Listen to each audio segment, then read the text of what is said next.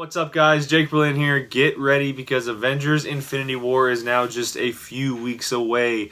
The monster Marvel movie is now on the horizon, and we are so excited here at Apocalypse Movies in anticipation for the big, giant blockbuster of every Marvel character ever.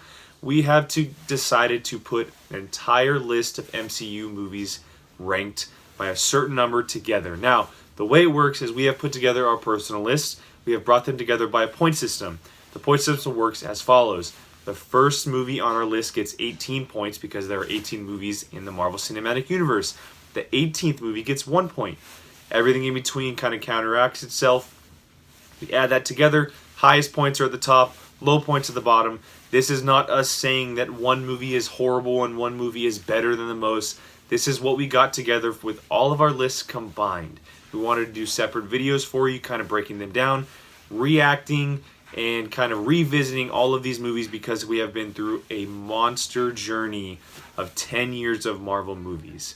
Now we're going to try and release 6 a week leading up, and that week of Infinity War we're going to release a number of different videos for the movie. We are so excited. We hope you enjoy these videos. And again, don't hate us for ranking these videos differently, but enjoy them at the same time.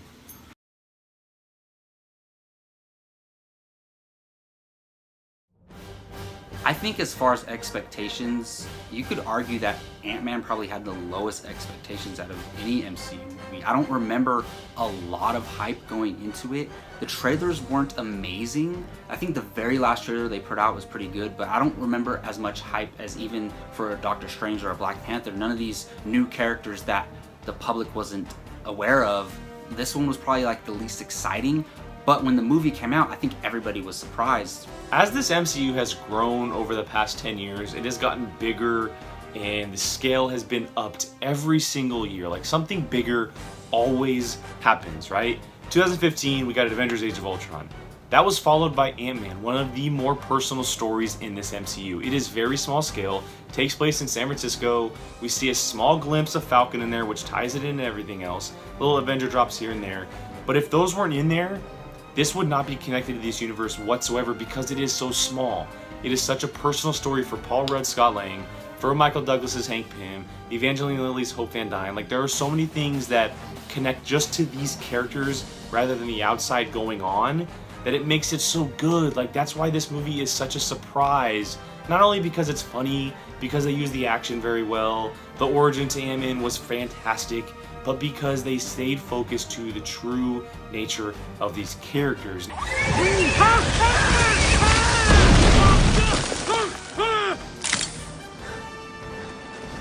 That was a lot scarier a second ago. When I first heard that Paul Rudd was going to be Ant-Man, my expectations kind of actually went lower.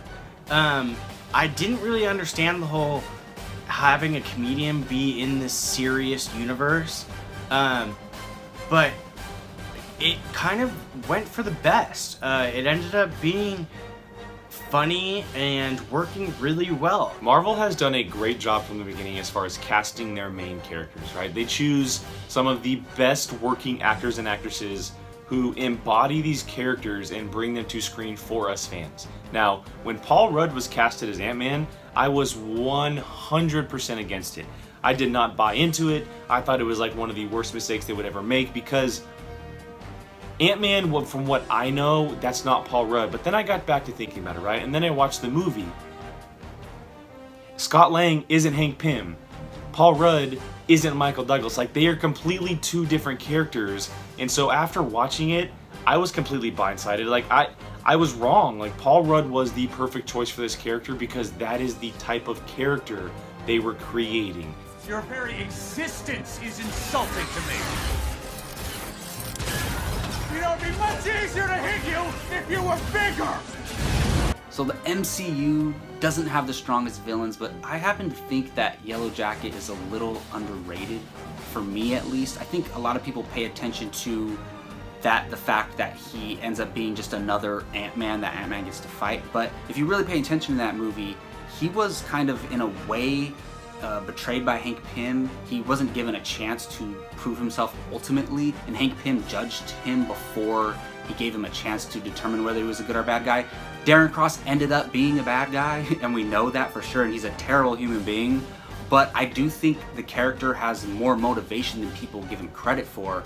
Yellow Jacket, to me, was one of the characters that I really wanted to see.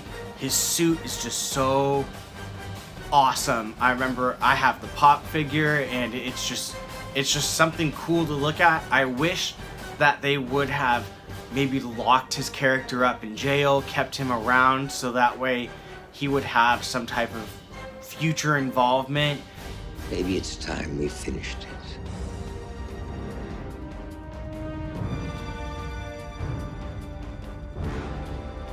It's about damn time. Now, if you really know me, you know that I'm a gigantic fan of Lost. Now, Lost is one of my all-time favorite TV series. It will go down as that no matter what. Nothing can really beat it. One of those big reasons is because Evangeline Lilly's Kate. She is one of my favorite characters, and Lily has become one of my favorite working actresses. She is so underrated. It's unfortunate that we don't see her in a lot of movies these days, but I am so freaking happy to see her in these Ant-Man movies and then Avengers Infinity War and beyond. Now, a lot of people won't believe me when I say this, but when they were casting Hope Van Dyne, it was rumored that it was going to be like a Wasp type character. She is instantly the first person that popped in my head, and I am so happy that she is playing this character. Not just because she plays her so well, but because she's going to be used down the line in the future, maybe even being a future Avenger alongside Ant-Man and Falcon and Doctor Strange and all these other characters. What are you doing here? First off, I'm a big fan. Appreciate it. So who the hell are you? I'm Ant-Man. Ant-Man. Falcon's cameo in this movie was something that really gave it that extra edge. It really was kind of like another one of those Hawkeye introductions or Black Widow, but the dynamic that Falcon has with all these characters always is kind of like a buddy friendship, arguing brother relationship, and you kind of get that with Ant-Man. Now, every Marvel movie comes with cameos, right? We see, whether it's a name drop, a little face, something in the background, every Marvel movie connects to each other in some way or nature.